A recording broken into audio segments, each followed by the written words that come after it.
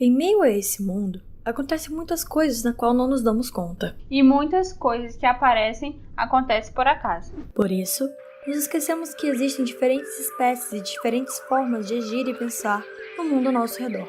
Espécies que convivemos em nosso dia a dia, mas que não percebemos, como por exemplo, as abelhas. Seres belos e pequenos, porém grandes em inteligência, instinto, respeito, dever e até mesmo matemática. Bom, talvez a gente tenha exagerado em alguns aspectos, mas grandes matemáticas, ou melhor, pequenas grandes matemáticas, isso nós podemos afirmar que elas são. As abelhas são animais que possuem um impressionante nível de organização social. Elas dividem a colmeia em 3 castas: a casta da rainha, das operárias e dos zangões, e cada casta possui a sua devida função. A rainha é responsável por manter a ordem social da colônia e por ovos. Ela é a maior abelha de todas e só existe uma rainha por colônia. As operárias, como sugere o nome, são a mão de obra. Elas são responsáveis por tudo aquilo que envolve a manutenção da colmeia. Essas abelhas são as menores da colônia, e a sua casta pode ser composta de 5.000 até 100.000 indivíduos. E todas elas são fêmeas. Já os zangões só possuem uma única função de fecundar a rainha. Tanto é que, caso isso não venha a acontecer, eles não fazem absolutamente nada. Curioso sobre essa casta é que ela é composta por apenas algumas centenas de indivíduos, todos eles sendo machos que não possuem ferrão, e que inclusive morrem após a cópula.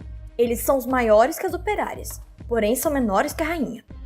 Mas enfim, qual é a relação desse pequeno animal com a matemática? Bom, se você não achou a organização hierárquica delas interessante, saiba que as abelhas também são capazes de calcular a melhor rota entre as flores da hora da polarização, se baseando em fatores como a rota mais rápida, mais eficiente e que exige o menor esforço possível. E isso não é tudo. Por acaso você já se perguntou por que os alvéolos da colmeia possuem aquela forma hexagonal? Essas pequenas arquitetas não constroem suas casas hexagonalmente por acaso, e para entender o porquê precisamos voltar alguns séculos, mais especificamente no século III d.C. Nesta época, o matemático grego Papos de Alexandria se interessa por esses animais. Em seus estudos, Papo explica que os alvéolos são estruturas que precisam se encaixar perfeitamente uns nos outros e que sejam capazes de armazenar a maior quantidade possível de mel, assim não existirá desperdício, nem de espaço, nem de cera. Sendo assim, as únicas figuras que correspondem a esses critérios são os prismas triangulares, quadrangulares e hexagonais. Mas por que a escolha do prisma hexagonal? Segundo Papos, essa resposta está relacionada a um problema isoperimétrico, ou seja, esses 3 prismas retangulares possuem perímetros iguais. Porém, um deles apresentará um maior volume que os outros 2, mesmo que todos possuam o mesmo tamanho. Se você está achando isso muito controverso, pense comigo o seguinte: nós temos 3 folhas de papel, todas com o mesmo tamanho. Dobre uma delas em 3 partes iguais, a outra em 4 partes iguais e a última em 6 partes iguais. Se você observar, todas as figuras foram formadas a partir do mesmo tamanho de papel.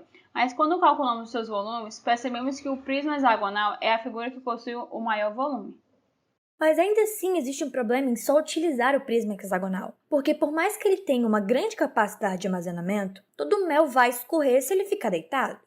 Então, a solução para isso é deixá-lo inclinado, e é justamente por isso que as abelhas constroem no fundo de seus alvéolos o que nós chamamos de ápice triético, que é formado por 3 losangos iguais.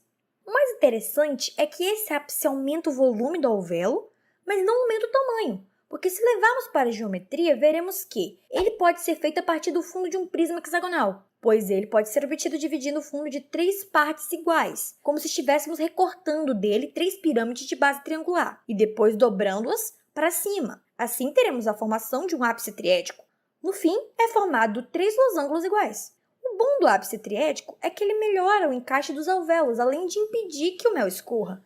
Mas é lógico, as abelhas não fazem todo esse processo. Elas já constroem o ápice, junto com o prisma hexagonal, tudo de uma vez. Mas depois de falar tanto sobre isso, acho que você já pode entender a relação delas com a matemática. E se ainda não entendeu, sugiro que volte um pouquinho o vídeo e recolha novamente as informações. Antes de nos despedirmos, seria uma grande falta de consideração com as abelhas se eu não comentasse a respeito dos problemas que a ação do homem vem causando para esses animais. Talvez você não saiba, mas as abelhas são animais que estão em risco de extinção. A situação é tão grave que, segundo o estudo da Universidade de Ottawa, a cada geração humana a chance de sobrevivência das abelhas diminui 30%. Conforme poluímos o ar, provocamos graves mudanças climáticas, que são responsáveis pelo aumento da temperatura da Terra. E esse aumento é tão grande que chega a atingir os extremos de temperatura, ultrapassando o limite que a maioria das espécies de abelhas consegue suportar, o que os leva à morte. E como se isso já não bastasse, a agricultura infelizmente se tornou uma grande inimiga das abelhas, já que para se ter zonas de plantio, dezenas ou milhares de hectares de florestas são desmatadas, diminuindo a quantidade de habitats resistentes. Além do desmatamento, a utilização de agrotóxicos e pesticidas nas lavouras criam dependências químicas das abelhas, algo que pode matá-las ou contaminar o mel que elas produzem. Nós não podemos esquecer o quão importantes as abelhas são, pois elas são os principais insetos polinizadores do nosso planeta, sendo responsável por cerca de 90% da polinização das principais culturas do mundo, o que corresponde a 75% de envolvimento com a alimentação humana.